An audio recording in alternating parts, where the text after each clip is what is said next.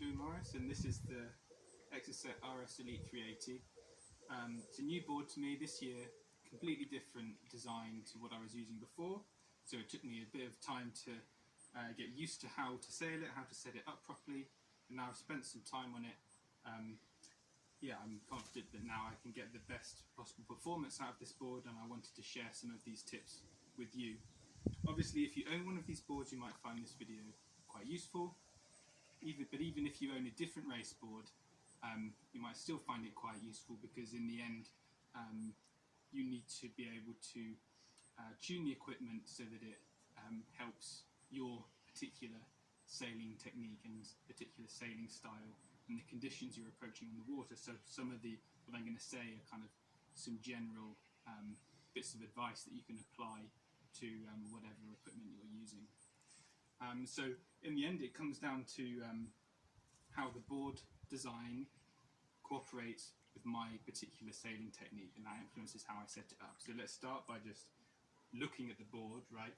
The first thing that you notice about this board is we have this very wide nose, and that gives us these really long, parallel, straight rails throughout the whole board length, and they only pull in to the tail relatively far back to give us this pintail at the back here. But we also have these wings on the tail.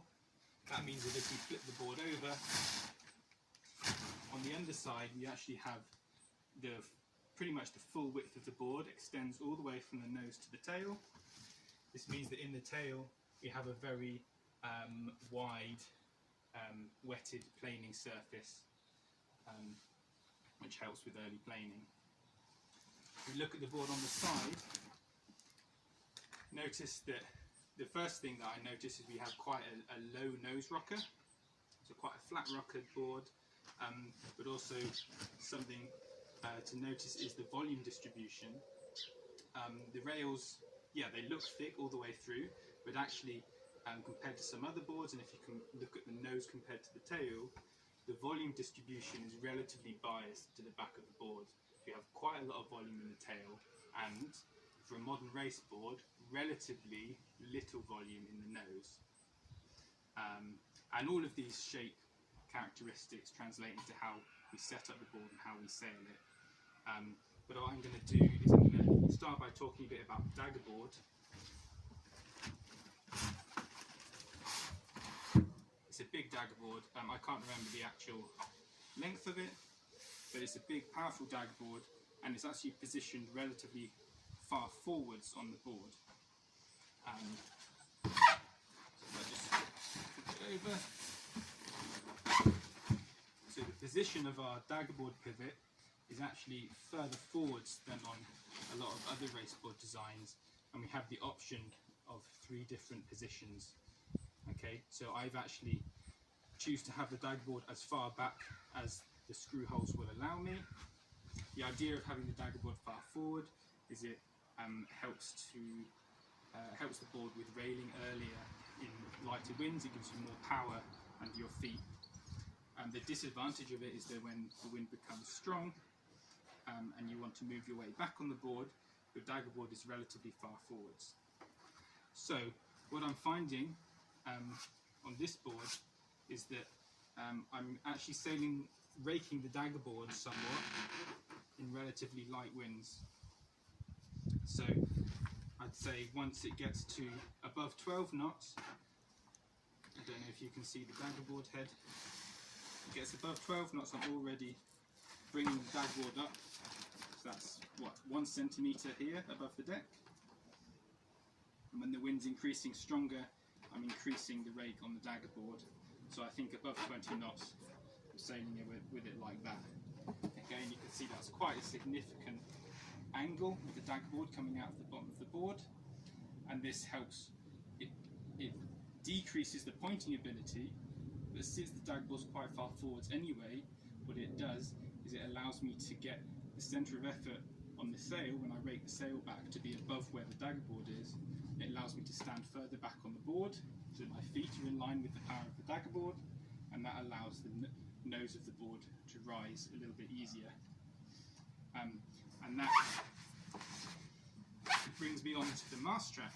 So the daggerboard and the mast track are intricately related, right? Because the daggerboard provides the centre of resistance in the water. The position of the mast track dictates where the power in the sail is fore and aft.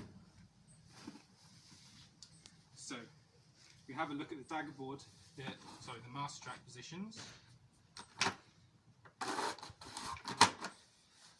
Okay, the mast track is relatively far forwards simply because the daggerboard is relatively far forward, so that limits how far back we can have the whole mast track.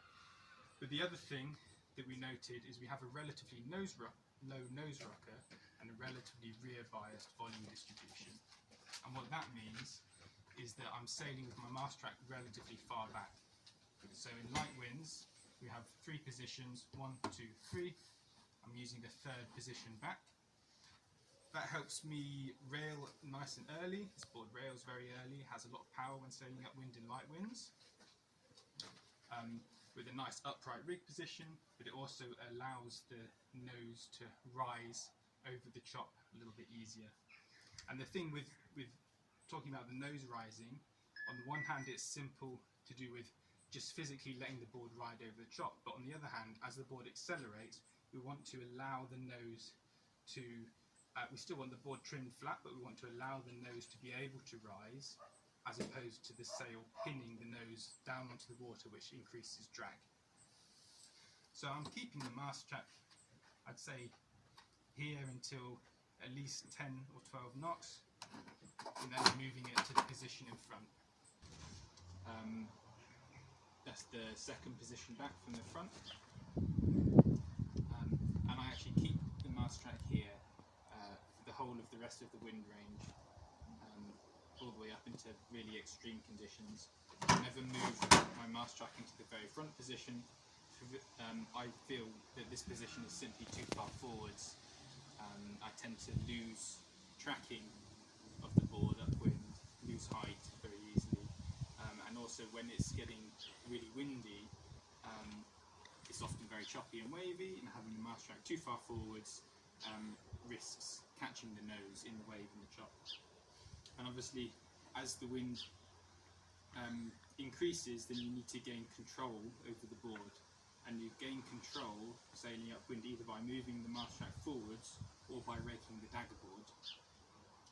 And the combination that works best for me is to keep the mast track here and just increase the rake on the daggerboard, rather than keep the daggerboard down all the way and move the mast track further forwards. Yeah. The other thing is the wind strength in which I move the mast track is not set in stone. It depends a little bit on the kind of sailing that I'm doing during the race. So, for example, if the wind's mainly quite light, with the odd gust, and especially if the water's very flat, I might be tending to sail in a bit more of a high mode, so like sailing slower but pointing much higher towards the wind. In that case, I would keep my mast track back a little bit longer. I'd be able to hang on to some of that power in the gusts, and sacrifice a bit of speed to be able to point higher, whereas if I'm wanting to go for more of a fast mode, so sacrificing height for speed, and especially if I'm sailing on the open sea, I might tend to sail in a fast mode a bit more often to keep my speed over the waves. Then I might move the mast track to this position a little bit earlier. So now I'm going to talk about footstrap positions and upwind sailing technique on this board. So I guess let's start by some of the principles of sailing a raceboard upwind. As the wind increases, obviously you have your feet on the rail, you move your feet back as the wind increases. That's why we have these long footstraps on the board. But why do we do that? Well, we move our feet back, I guess, for 2 reasons. Firstly, as I mentioned already, as the board increases its speed, we need to free that nose. Okay, so we do want to keep the rail engaged with the water, the whole length of these straight rails. That helps with the upwind performance. But we want the nose to be able to release and not be pushed down into the water. So we move our feet back to do that. Now actually, these upwind footstrap positions are behind the midpoint of the board, so when you're standing in them, the weight and the power you're pushing through your legs is kind of going to sink the tail a little bit. Okay, so it's like a seesaw. You push the tail down, you allow the nose to rise. But the volume distribution of this board, like I mentioned earlier, you have a lot of volume in the tail. So that means for someone like me who's relatively light, I need to have my feet relatively far back on the board to be able to push the tail down and allow the nose to rise. Okay? If you're heavier, you might not need to have your feet so far back to get the same effect. Now if we look at the position of the footstrap plugs on this board, notice we have the option to have a front foot strap here, here or here, this kind of range, and a back foot strap in the range kind of from here to here. And this makes sense relative to the pivot of the daggerboard, which is here. Generally, your beating straps are going to be kind of either side or similar position to the position of your daggerboard. So that makes sense like here. However, remember, the daggerboard on this board is quite far forwards, and our volume distribution is quite far back. So actually, for me, my weight, I'm like 72 kilos or something. For me, these footstrap positions are just too far forwards. It makes sense to have your footstraps here, relative to the daggerboard. For my weight, relative to the board shape, it's too far forwards, which is why I've moved my footstraps as far back as I possibly can. What I'm finding is I'm sailing in light winds, maybe with my feet like here. As the wind increases, I'm moving my back foot back. And I guess from like 10, in the range 10 to 15 knots, I'm actually moving my front foot out. I'm moving my front foot onto the rail of the board. This is just kind of my personal style. I like to have my feet quite close to each other. That allows me to stand taller on the board and get more leverage. It allows me to have my weight further back on the board, which helps with the board trim, helps me get good speed. And then as the wind increases, I spread my feet wider again to regain control. Now, you'll notice I got these weird, very uncomfortable looking foot straps on the board. That's because I found that this rear screw here, this rear screw hole, my foot here actually didn't feel like my foot was far enough back on the board. I felt like I needed to get my back foot even further back to get good trim on the board. And the supplied foot strap isn't long enough to reach to this screw hole, so I've made these custom foot straps just super long, and they allow me to get my back foot really as far back as possible on the board to get good trim. Okay, so with this board, low nose rocker, rear biased volume equals feet as far back as you can, at least for me. That's how I like to sail this board. Okay, so that's upwind. What about downwind? And everything to do with how I approach this board. Downwind is all about generating lift, right? Okay, so downwind, I already mentioned we have this huge surface area in the tail. This means the board planes really early. It's a very early planing board. Wide surface area in the tail coupled with a low nose rocker. However, large wetted surface area also equals drag. Okay, that means whilst we can plane early, it's then harder to reach a high top speed because of the drag that this surface area is creating. On top of that, I already mentioned the mast track is limited by the daggerboard. So we cannot move the mast track further back than here, obviously, and this is relatively far forwards compared to some other boards. Okay, in an ideal world, I'd be able to get my mast base to here, but I can't because of the daggerboard position. So what does that mean in terms of how the board feels in the water?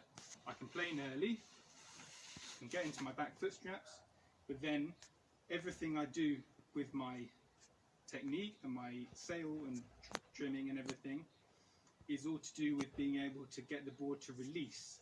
We've got this draggy tail, relatively far forward mast track. It's going to hold the board onto the water, give us lots of control, but it has a tendency to make the board want to stick to the water. and decrease our top speed. Okay, so what does that mean? Well, firstly, similar to my upwind foot straps, my reaching straps are as far back as I can get them. This means I've got my weight really far back on the board. I can help release the nose, unstick the board from the water. The other thing I do is I sail with a very high boom, okay, higher than what I was using before. Okay, so I'd say generally on a raceboard, when it's windy, I'm planing downwind, I'll have my boom somewhere around here, this kind of height. On this board I'm sailing with my boom eye height. That works fine upwind, but downwind is mainly the reason why I have a high boom, because a high boom gives me more lift and it allows the nose to ride a bit freer.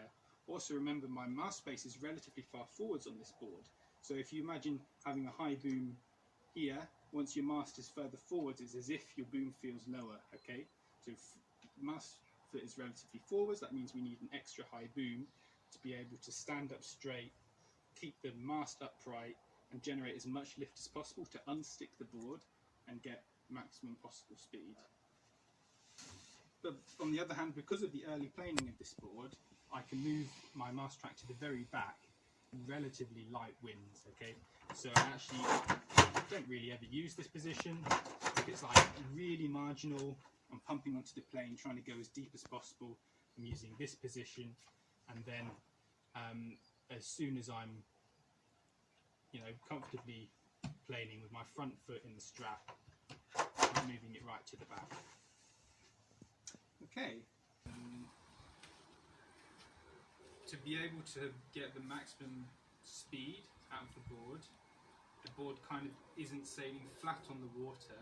We can slightly rail the board, allowing the windward rail just to lift a little bit, and what that means is we basically have less surface area stuck to the water and a little bit less drag. And if you watch slalom sailors sail on their thin slalom boards, they'll sail with the board slightly railed, and it just helps the board fly. And one way to help get this kind of lifty, flighty ride is to have a relatively large fin. Now there's pros and cons to large and small fins. A large fin will give you more lift, which will help you to unstick the board and fly the board a bit more, but it also provides you with more drag and less control. So there's a compromise. At the moment I'm using a 52 centimetre fin in this board, which is relatively big for me. Before I was playing around with 50, it's my biggest, and then last season I was using a 52. I've stuck with a 52 on this. The 52 is nice because it gives me a bit more pressure and allows me to kind of get more lift. But I also noticed that on these days when normally racing straight upwind and straight downwind most of the time, and when you're going broad downwind, you kind of don't need as much power from the fin, because the way you're sailing, the sail is pulling you deep downwind. You're not driving off the fin so much as you are on a reach like on a slalom course. So I'm using a 47 centimetre fin as my smaller fin, and actually I was surprised how light wind I can use the 47 on, and it really makes everything feel much less draggy. So that's a case of experimenting and seeing what you like. Bigger fin, more lift, unstick the board. Smaller fin, more speed, less drag. To summarise, what we have here is a board with very flat rocker, relatively far forwards daggerboard position, a lot of volume in the tail, these long parallel rails, and a wide surface area in the tail due to the wings. And together these characteristics mean that the strengths of this board are a lot of upwind power, really good performance in flat water and especially in light winds, and very early planing downwind. The disadvantages of these design characteristics are the tendency for the nose to feel like it's riding a little low. So in wavy and choppy conditions, you need to work a little to allow the nose to rise over the chop, and in terms of setting up your footstrap positions, mast track, boom height, etc. Trimming all of those settings in such a way that we can help the board release from the water and get the highest top speed possible. Yeah, I think that's everything. I hope you found that useful.